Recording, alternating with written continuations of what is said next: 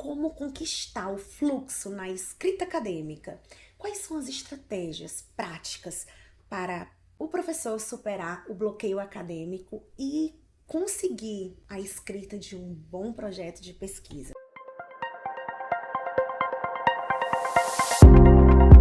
Aí vem a questão, né? Você abre o computador, a página em branco parece que tá te encarando e depois de 2 horas você só escreveu 3 linhas. Isso já aconteceu com você? Comigo, sim. Ai, a gente ainda apaga algumas linhas, né? Ai, meu Deus do céu. Mas isso não é preguiça, isso não é falta de conhecimento. Isso é um encontro entre o excesso da autocrítica e a ausência de um método.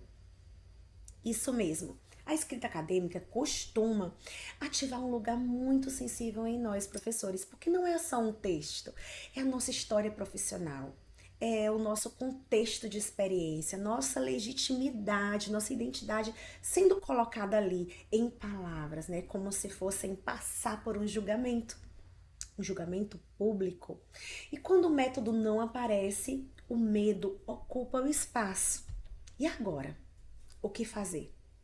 O bloqueio nesse processo da escrita não é um problema psicológico isolado, ele é um efeito da forma como nós fomos escolarizados, avaliados ao longo da nossa vida. A escrita acadêmica, ela acontece no lugar de poder, de julgamento e de hierarquia.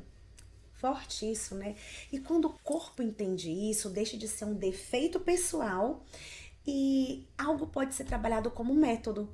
Nessa aula eu vou te mostrar técnicas bem práticas da escrita fluida. Técnicas que eu usei no meu mestrado e que professores usam para conseguir escrever parágrafos consistentes, fluidos, mesmo com pouco tempo, mesmo com medo e mesmo cansados. Não é sobre inspiração, é sobre estrutura. Eu sou Karen Justo, mestre em educação e eu ajudo professores a aprovarem seus projetos de mestrado. Antes disso tudo, eu fui uma professora que passou noites chorando na frente de um computador, achando que eu não era competente, que eu não era inteligente, que eu não era suficiente para entrar na universidade, né, para voltar para a universidade como mestre. Eu achava que escrever bem era só um dom e que algumas pessoas nasciam prontas para a escrita acadêmica e outras não. E até entender algo que mudou tudo, é, demorou. Escrever é um processo, não é um dom. Todo texto acadêmico, ele parece seguro, mas já foi inseguro antes. Todo capítulo bem escrito já começou bem confuso. E quando você vai entendendo isso, o seu corpo vai relaxando, o texto vai começando a aparecer. O importante é a gente entender que o medo que bloqueia a escrita do professor é porque o professor foi educado para ser perfeito, para responder certo, para não errar. Mas não somos perfeitas. Só que a escrita acadêmica ela exige o oposto disso. Exige rascunhar, rabiscar, errar, voltar atrás, reformular. O nosso corpo não foi educado para isso. Então, quando a gente tenta escrever, aparece lá um editor interno, antes mesmo desse escritor interno. Esse editor julga, corrige, compara, censura e o resultado disso não é qualidade, é procrastinação. Você limpa a casa, responde mensagens, corrige tudo que aparece, menos o texto. E não é porque você não sabe escrever, mas porque escrever nesse contexto virou risco emocional. A sensação de que a escrita acadêmica ela é uma língua estrangeira, está além da tua capacidade de... E muitos professores sentem isso, né, com a escrita acadêmica, como essa língua estrangeira. E de certa forma ela é, ou pode ser isso mesmo. Porque ela tem regras próprias, ela tem um ritmo próprio, um jeito específico de organizar o teu pensamento. Mas ninguém aprende uma língua estrangeira, gente, começando pela gramática normativa. A gente aprende falando errado primeiro. O problema é que tentamos sempre escrever academicamente, sem nunca permitir escrever livremente antes. E é aí que o bloqueio se instala. Olha a importância da técnica da escrita, né? Que vai ser uma adaptação do processo de escrita acadêmica. Muita gente acha que não sabe escrever quando na verdade ela não está sabendo pensar. A escrita acadêmica é um pensamento em forma de texto. E quando você escreve livremente, você não está escrevendo mal, você está pensando em voz alta no papel. E o segredo aqui que a gente está desvendando é muito simples e é muito poderoso. É importante separar o ato de gerar conteúdo do ato de editar conteúdo. Compreender isso vai nos fazer ter qualidade no tempo. Essas duas coisas não acontecem bem ao mesmo tempo, e isso é importante. Como entender isso? É importante a gente perceber em um exercício prático, por exemplo. Primeiro, cronometre um tempo, 10 minutos, 20 minutos, cronometre.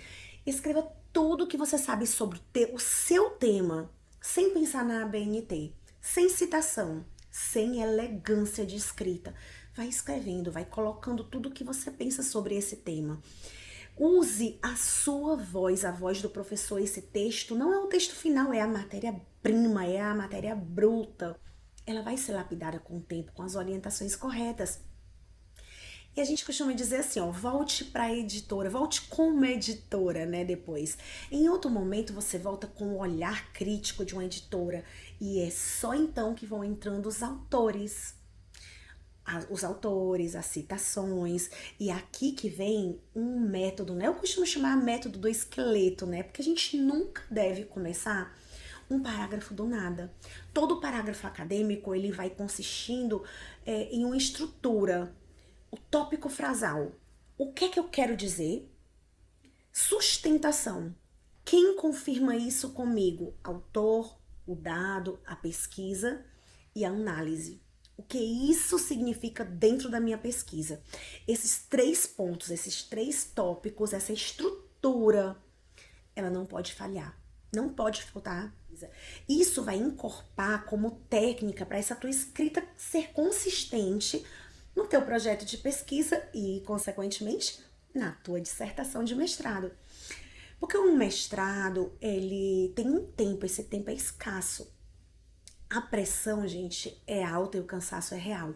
Mas uma escrita fluida e consistente na dissertação não é sobre ter um dom, é aplicando técnicas eficazes e eficientes que vão permitindo com que a gente domine a escrita nesse tempo limitado. E mesmo com as nossas agendas apertadas, é possível sim otimizar cada minuto dedicado a esse projeto, possivelmente sua dissertação. O segredo está na intencionalidade. Coloca um esquema de blocos de escrita focada, né? Uns 20 minutos de escrita intensa, 5 minutos de pausa.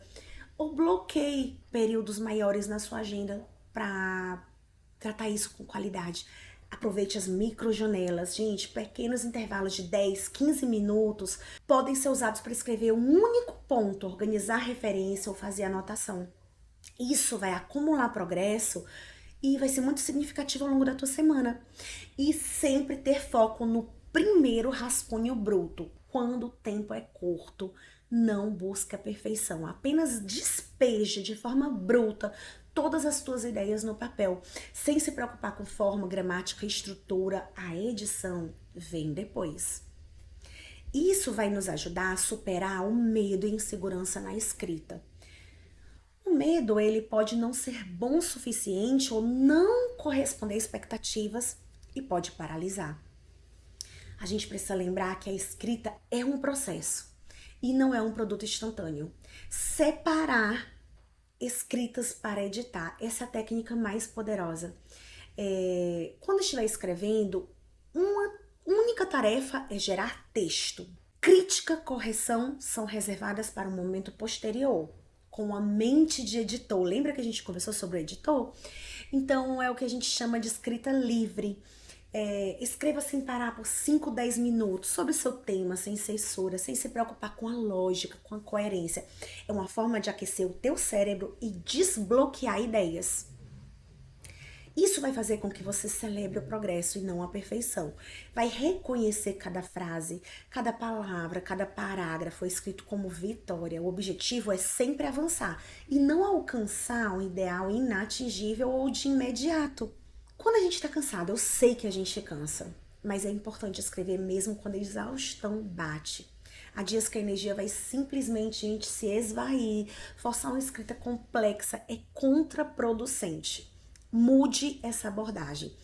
Uma tarefa de manutenção em vez de escrever um capítulo, um texto, foca em coisas mais leves, organiza pasta, revisa referência, faz resumos detalhados, lê um artigo-chave. Escreva simplesmente as dúvidas que você tem sobre um parágrafo. Mude de ambiente, tipo de escrita. Se está cansado, escreve em outro lugar. Use uma ferramenta diferente, papel, caneta, gravação de áudio. Uma simples mudança reativamente. Priorize também o descanso. Momentos de exaustão perdem um tempo também de qualidade no descanso. A banca não vai ler seu texto como se ela fosse uma leitora de literatura. A banca lê procurando coerência, diálogo teórico, clareza de percurso. É importante você entender isso.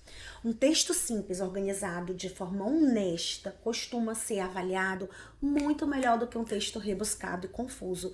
A banca não está procurando frases bonitas, ela está procurando um pensamento organizado, sustentado. Quem domina parágrafo, domina capítulo. Não esqueçam disso. Quem dominar um parágrafo, domina um capítulo. Quem dominar um capítulo, não se perde no texto.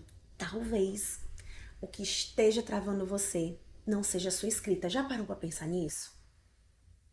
Talvez seja a ideia de que você só pode escrever quando estiver pronta. Nossa, eu já ouvi muito isso. Eu não vou escrever agora, porque eu não tô pronta, porque eu não... Sempre vai ter medo, insegurança e dúvida, né? Sempre acontece. A escrita não vai vir depois dessa segurança que você busca. A segurança só vem depois da escrita. É a experiência, é a tentativa. Isso que eu costumo chamar de desvendar o paradoxo da prontidão na escrita acadêmica. A ideia que a escrita só pode começar quando a gente se sente pronto é uma armadilha. É uma armadilha muito comum, especialmente no ambiente acadêmico. E principalmente para quem está iniciando, tentando iniciar com um projeto de pesquisa ainda. Muitas vezes a gente espera pela inspiração perfeita, pela pesquisa exaustiva, pela clareza total antes de colocar a primeira palavra no papel. Mas por que a gente espera tanto? A resposta está enraizada no medo. O medo da imperfeição, o medo do julgamento, o medo de não sermos bons o suficiente. E essa busca pela prontidão absoluta é, na verdade, uma forma de procrastinação disfarçada de preparação. É aqui que reside, né, o cerne da questão. A escrita, ela não é o resultado final da segurança, é o caminho para alcançar essa segurança. O ato de escrever, mesmo imperfeito, é o que nos impulsiona para frente. É através dele que nós vamos transformando as ideias nebulosas em argumentos concretos. Nós vamos identificando as lacunas em nosso raciocínio e finalmente vamos conseguir construir a confiança no nosso próprio trabalho. Em vez de esperar pela clareza, a escrita acadêmica, ela é um processo pela qual a clareza é forjada. Cada frase, cada parágrafo escrito vai revelando um pouco mais do que realmente pensamos. Pensamos e sabemos, né? Porque é uma conversa contínua com os nossos próprios pensamentos. E isso que vai permitir que a certeza surja, né? Sem ser um pré-requisito, mas como consequência direta da ação. Ação da escrita. Então, pense nos pesquisadores, nos escritores. Poucos, se algum, começaram com um parágrafo perfeito, com um rascunho perfeito. Eles começaram com anotações desorganizadas, esboços incompletos, primeiras versões ruins. Esses inícios imperfeitos, eles são a base em que se constrói a excelência. Ao nos permitir começar de uma forma desorganizada, a gente vai abrindo espaço para a descoberta, para nova conexão, para um produto final mais robusto e original. Olha como é interessante, né? Para professor, né, que busca liberar esse seu próprio potencial de escrita, né, o dos seus alunos também, a chave é mudar do esperar para o fazer. E isso vai significar alguns pontos. Estabelecer metas de escritas diárias pequenas e alcançáveis, independente do nível de inspiração. Adotar a escrita livre para explorar ideias sem a pressão da perfeição. E priorizar o rascunho em detrimento da edição inicial, sabendo que a melhoria vai vir com a revisão. E principalmente, aceitar que o primeiro rascunho nunca vai ser o produto final. E que o valor está no processo interativo. A segurança, ela é conquistada, né, na escrita, na produtividade, nessa tentativa. E nunca vê a segurança como ponto de partida, mas com a recompensa de um engajamento contínuo.